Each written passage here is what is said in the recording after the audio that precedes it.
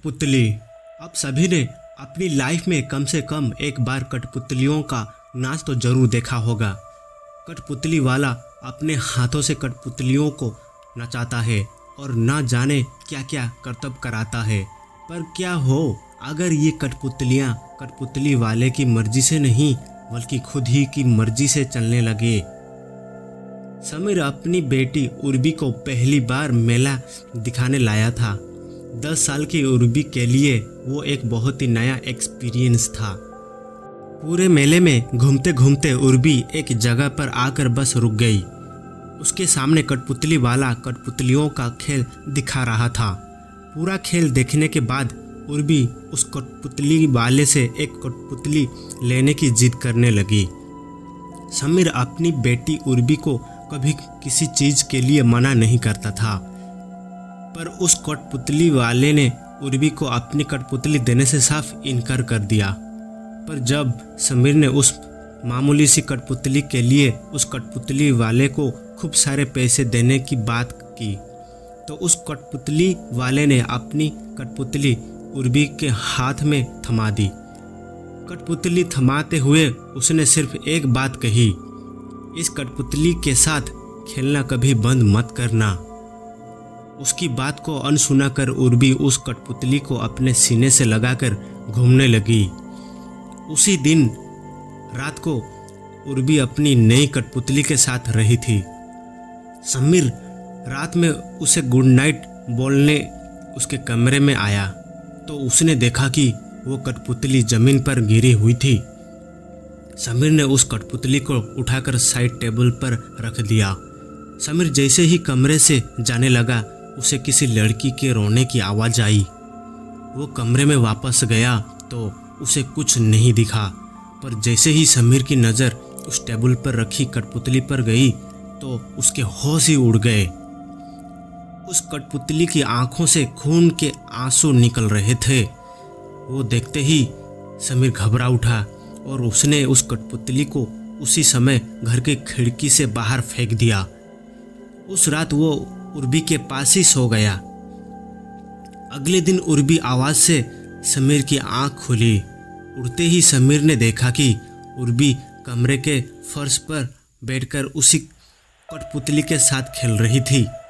समीर ने तेजी से उठकर उस कठपुतली को उर्वी के हाथों से छीन लिया। उर्वी जोरों जोरों से रोने लगी। समीर ने उससे पूछा कि आखिर उसे ये कठपुतली कहाँ से मिली, तो उर्वी ने बताया कि वो रात को उसी कठपुतली के साथ सोई थी और सुबह भी वो कठपुतली उसके बिस्तर पर ही थी। समीर को यकीन नहीं हो रहा था कि आखिर वो कठपुतली वहाँ कैसे पहुँची। समीर ने इस बार अपनी कार ली और उस कठपुतली को शहर के एक नदी में फेंक आया। लेकिन जब वो घर वापस लौटा तो उसने देखा कि उर्वी अभी भी उस कठपुतली के साथ ही खेल रही है। समीर के होश उड़ चुके थे। उसे कुछ समझ नहीं आ रहा था कि ये सब क्या हो रहा है। उधर उर्वी अब उस कठपुतली को एक पल के लिए भी खुद से दूर नहीं करती थी। वो पूरा दिन सिर्फ उसी से बातें करती रहती और उसके साथ खेलती रहती। समीर के साथ अब रोजाना अजीब व गरीब हादसे होने लगे थे। वो कठपुतली उर्वी के सोने के बाद समीर को घर के अलग अलग कोने में दिखाई देती थी और समीर चाहे उसे कहीं भी रख दे, सुबह उसे वो उर्वी के बिस्तर पर ही वापस मिलती थी। समीर अब पागल होता जा रहा था। वो समझ गया था कि ये कोई मामूली कठपुतली नहीं।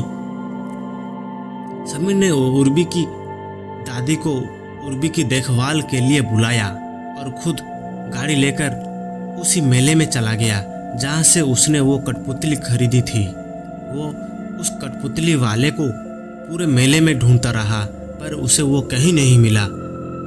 उसने बहुत जगह पूछताछ भी की, पर उस कठपुतली वाले का कोई नामो निशान तक नहीं था।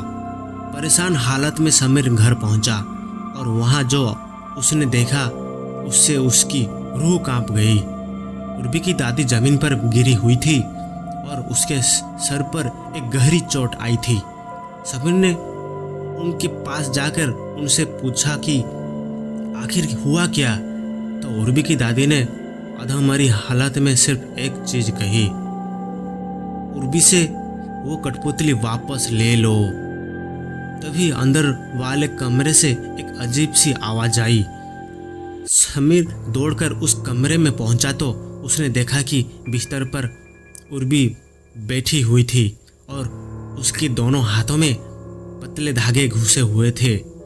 उसके शरीर के जड़ एकदम वैसे ही लग रहे थे जैसे एक कठपुतली के होते हैं और उर्वी के सर के ऊपर वही कठपुतली हवा में तर रही थी। उर्वी के हाथ और पैर ठीक वैसे ही चल रहे थे जैसे कठपुतली के चलते हैं। उर्वी मानो अब एक कठपुतली बन चुकी थी। समीर को अपनी आंखों पर विश्वास नहीं हो रहा था। वो बहुत ज़्यादा डर गया था। उसने कमरे में रखे क्रिकेट बैट से उस कठपुतली पर जोर से वार किया और उस कठपुतली के टुकड़े टुकड़े कर दिए।